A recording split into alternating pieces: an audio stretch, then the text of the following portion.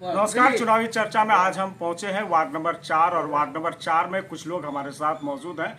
आइए इन लोगों से ही जानते हैं कि पूर्णिया का इस बार का जो चुनावी माहौल होगा वो क्या होगा। हालांकि जो है इस बार जो एनडीए और जो है महागठबंधन पूर्णिया से चुनाव लड़ने वाले हैं और जैसा लगता है कि इस बार का जो चुनावी माहौल होगा वो त्रिशंकु लोकसभा का चुनाव होने वाला है। इस बार जनता जो है इस बार विकास के मुद्दे पर वोट करेंगे या मोदी के नाम पे वोट करेंगे या राम मंदिर के नाम पे वोट करेंगे।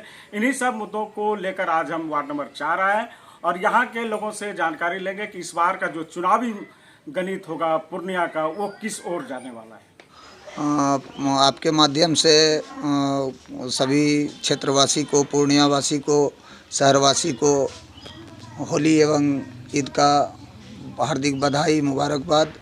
और आप सबों के माध्यम से मैं अपील करूंगा लोगों से कि इस त्यौहार को आपसी सौहार्द से, भाईचारे से मनाएं और शांतिपूर्वक मनाएं।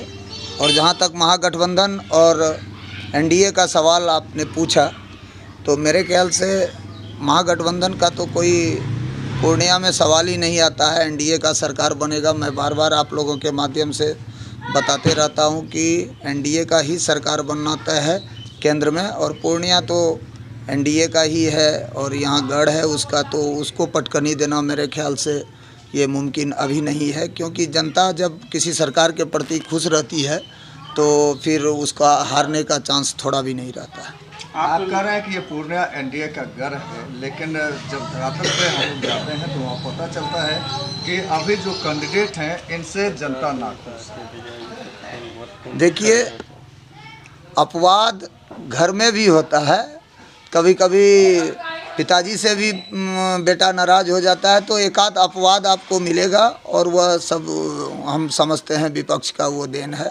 और थोड़ा सा विपक्ष को भी वोट जाने दीजिए, 10, 20, 25, 50, उसमें उनको भी दिल को तसल्ली मिलेगा। सब हम ही लोग ले लेंगे। जीत का अंतर 2.5 लाख का होता है। इस बार हम तो सोचते हैं 2.5-3 लाख के बीच का वही अंतर रहेगा, तो थोड़ा बहुत तो दूसरे को भी दीजिएगा ना। सब हम ही लोग ले लेंगे। आप 10, 20, 50 का बात कर रहे हैं विपक्षी खेमे में जाने का, लेकिन पप्पू यादव जब से कांग्रेस ज्वाइन किए हैं, लोगों का ये मानना है कि अब जो है वो और भी बेहतर प्रदर्शन कर पाएंगे आज चुनाव में, और शायद चुनाव का नतीजा भी उनके पक्ष में हो सकता है। लेकिन अभी आपके माध्यम से हमें मालूम पड़ा कि कांग्रेस में गए हैं, लेकिन ये कंफर्म नहीं है कि अभी पूर्णिया से ही चुनाव लड़ रहे हैं। पहले उनको टिकट मिल जाता है तो टक्कर का बात है, लेकिन जीत हम लोगों का सुनिश्चित है। और रहा कि यहाँ पे किसको कितना वोट और टक्कर, ये बात की देखिए, यदि समझ लीजिए कि कहीं पे खामोशी है तो एक बार ही हम लोग जयकारे के साथ उतरेंगे, जीत के साथ उतरेंगे। तो खामोशी को आप ये नहीं समझिए कि अक्सर जो ज़्यादा चिल्लाता है तो वो कम बरसता है, तो इसके लिए हम लोग ज़्यादा ध्यान नहीं देते हैं। जब हम एक उदाहरण के तौर पे लीजिए, राजीव राय को हो सकता है उनके पिताजी के नाम पे, और हो सकता है क्या निश्चित है पिताजी के नाम पे जाना जाता है, तो उसी तरह जो मुखिया है केंद्र में बैठे हैं उनके नाम से भी चुनाव लड़ा जाएगा। और यहाँ जो एनडीए के तरफ से कैंडिडेट होगा उनके कार्यकाल में किए हुए कामों के बदौलत भी चुनाव होगा। ऐसा थोड़ी है कि चुनाव नहीं, उनके काम के प्रति जनता खुश नहीं है। अभी भय मुक्त पूर्णिया है। सबसे पहली बात ये देखिए कि भय मुक्त पूर्णिया है। एनडीए गठबंधन जब से आई है तो पूर्णिया भय मुक्त है, तो इसमें तो फिर कोई बोलने का बात ही नहीं है। चेहरा सबका देखिए, हर एक कैंडिडेट का अपना अपना क्षेत्र है, अपना अपना असूल है, अपना अपना चलने का तरीका है। लेकिन ये नहीं है कि भीड़ कभी वोट में तब्दील नहीं होता है। हुजूर ध्यान में रखिएगा, ये ज़रूरी नहीं है कि जहाँ भीड़ हो गया वो वोट हो गया। सर, आपका इशारा कहीं ना कहीं पप्पू यादव के भीड़ के ओर है, तो आपको पता होना चाहिए कि वो जाप से थे तब इतना भीड़ था, अब कांग्रेस से हो गए तो क्या यह भीड़ वोट में तब्दील होने की चांस है? नहीं, हम पप्पू यादव जी का बात नहीं कर रहे हैं। हम किसी भी नेता के बारे में देखिए, एनडीए में जो भी है और जो भी उनका सपोर्टर है, जो भी उनका कार्यकर्ता है, वो सिर्फ अपने पार्टी पे फोकस करता है, दूसरे के पार्टी के ऊपर ध्यान नहीं देता है। क्योंकि हमें जीत दर्ज करवाना है, दूसरे का नुकसान नहीं निकालना है।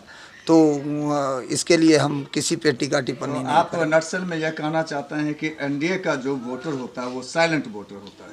एकदम साइलेंट वोटर है, और वह वोट जो है घर से निकलेगा, वोट डालेगा और चला जाएगा, और सिर्फ उस दिन का इंतज़ार करेगा जिस दिन परिणाम घोषित होगा। आप पूर्णिया की जनता के बीच हमेशा रहते हैं, उनसे रूबरू होते रहते हैं, क्या लगता है इस बार अगर पूर्णिया की जो जनता है वो किन मुद्दों को देखते हुए वोट करेगी, या सिर्फ डायरेक्ट मोदी जी के नाम पे वोट कर देगी एनडीए को? नहीं, मुद्दा बहुत सारा है। देखिए, हम कुछ दिन पहले भी आपको क्लियर किए थे कि मुद्दा बहुत सारा है। हमारा आपको मानना पड़ेगा, हमारा देश सशक्त हुआ है आर्थिक दृष्टि से, सैन्य दृष्टि से, विदेश नीति से, प्रधानमंत्री के योजनाओं से और नारी सशक्तिकरण से। इन सब मुद्दों से चुनाव ये मेन मुद्दा होता है, विकास का मुद्दा होता है।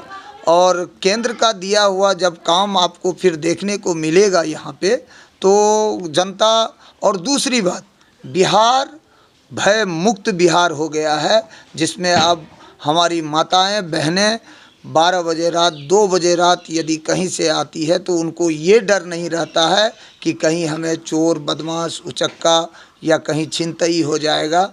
तो यह चीज़ हमें नरेंद्र मोदी और माननीय मुख्यमंत्री नीतीश कुमार जी के सरकार में ऐसा देखने को बिहार में मिला है। इसके लिए इस मुद्दे पे होगा।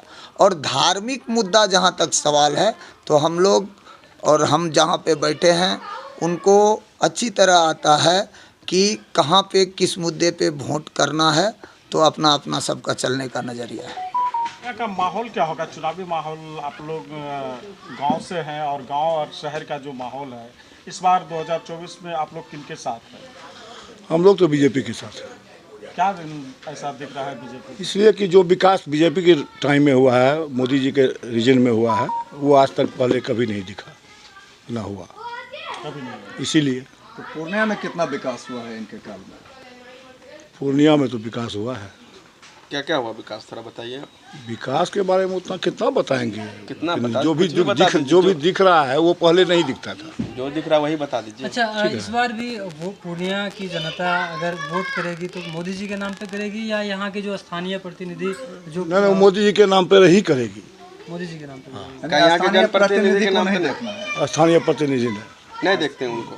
नहीं, यानी केंद्र को देख करके बस बस बस बस बस। हाँ, चूँकि सरकार वहाँ वही बने हाँ। जो अभी है, आगे भी वही रहे, ताकि जिससे कि विकास हो देश का। व्यक्तिगत बात करेंगे तो व्यक्तिगत आप नहीं नहीं, जाइएगा। व्यक्तिगत बात नहीं करेंगे। सरकार वहाँ बने, हाँ, मोदी जी का यही चाहते हैं हम लोग। इसीलिए आप लोग यहाँ पे वोट बस करेंगे। बस बस।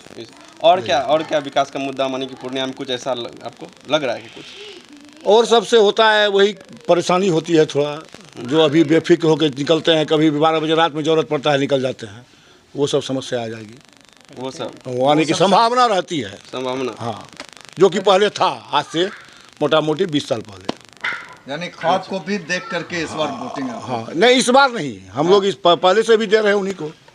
अच्छा, पहले ऐसा से भी हम लोग बीजेपी का- ऐसा हाँ। क्यों लगता है आप लोगों को कि अगर एनडीए की सरकार नहीं बनती है तो फिर से वही खौफनाक मंजर देखने को मिलेगा? हाँ, खौफनाक मंजर इसलिए देखने को मिलेगा कि अब तक जो भी हुआ उसमें वही देखा गया, तो वही इसलिए समझते हैं ऐसा लोग। तो हो सकता है पहले से डरे हैं आप लोग? एकदम डरे हैं। डरे क्या, 7 बजता था तो फिर निकलना मुश्किल होता था। फिर से एक बार मौका दीजिए। उनका ही जीत है। नहीं नहीं नहीं। और जो भी मान लिया कि हम लोगों को है ना, मोदी जी को ही वोट पड़ेगा।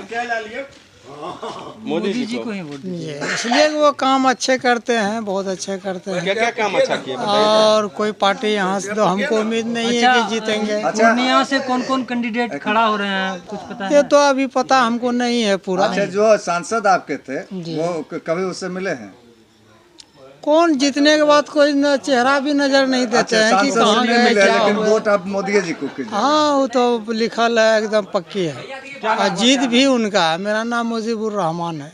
तो यानी आप मोदी जी को देख के वोटिंग करेंगे, स्थानीय सांसद को देख के वोटिंग नहीं करेंगे? नहीं नहीं सर, काम करते हैं जैसा भाई साहब बताए तो सही बात है, जीत उन्हीं का है। जीत उन्हीं तो वो मेरे देने से अगर जीत जाते हैं तो बोल। अगर आप अपने बच्चों की हकलाहट, तुतलाहट या मूक बधिरता को लेकर चिंतित हैं या बढ़ती उम्र के साथ बहरेपन की समस्या से परेशान, तो चिंता छोड़िए, क्योंकि अब पूर्णिया में आ गया है इन सब का समाधान। Nirala speech and hearing clinic, audiology, speech therapy, occupational therapy के साथ साथ विश्व स्तरीय best digital hearing aid with rechargeable and Bluetooth facility. तो आज ही मिलें बहरापन गूंगापन रोग विशेषज्ञ डॉक्टर अमरकांत निराला से। Nirala speech and hearing clinic, Panchvati complex, Bihar talkies road, line Bazar, Purnia. Mobile 7258814055 और 9934234303। हमारी 2 और भी शाखाएं हैं, भागलपुर में बड़े पोस्ट ऑफिस के सामने, सेंट्रल बैंक की गली में, मेट्रो मिर्ची रेस्टोरेंट के निकट, और अररिया में टाउन हॉल के सामने वाले मिर्जा गालिब रोड में AB मेडिकल के समीप।